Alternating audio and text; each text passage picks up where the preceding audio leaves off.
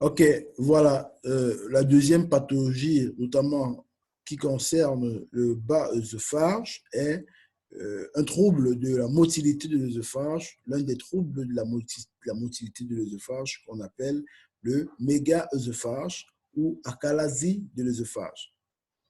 Donc, comme vous pouvez le voir sur cette diapositive, c'est une pathologie qui est liée à une relaxation incomplète du sphincter du bas œsophage, là. Donc, ce sphincter se relâche de manière incomplète et a une pression élevée, n'est-ce pas?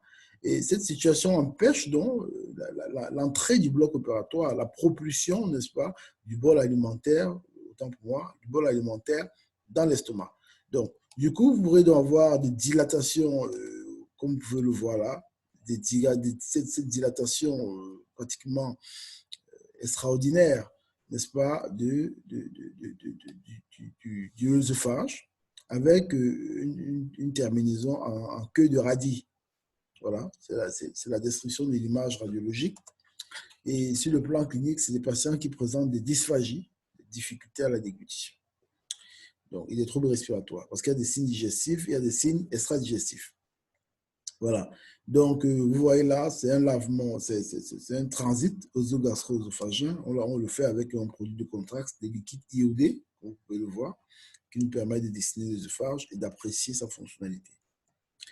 Alors, pour ce qui est de son traitement, M. Heiler a décrit cette technique chirurgicale qui est la plus utilisée et qui donne de meilleurs résultats, notamment la cardiomyotomie de Heiler.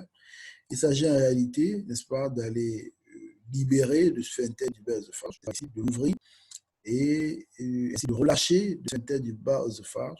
Ceci permet donc au bol alimentaire de continuer sa progression dans l'estomac. D'autres techniques ont également été décrites, nous n'allons pas entrer dans les profondeurs, mais la technique qui est la plus fréquemment utilisée et que vous rencontrez dans votre pratique en tant qu'infirmier de bloc opératoire, c'est cette technique. Voilà. Nous poursuivons donc avec l'ulcère gastro-duodénal et ses complications. Nous rappelons que l'ulcère gastro-duodénal est une substance étendue de la digestive qui atteint la couche musculaire et qui guérit en laissant une cicatrice. Vous voyez, c'est différent, n'est-ce pas, des érosions, des abrasions, des exulcérations superficielles qui n'atteignent pas la couche musculaire et qui justement ne laissent pas de cicatrices.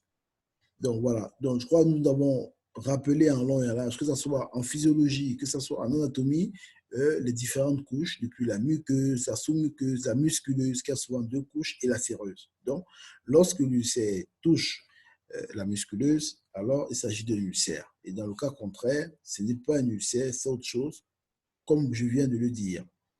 Alors, je crois que c'est bien décrit ici. Vous voyez, en fonction, l'abrasion, vous voyez, c'est sur la muqueuse.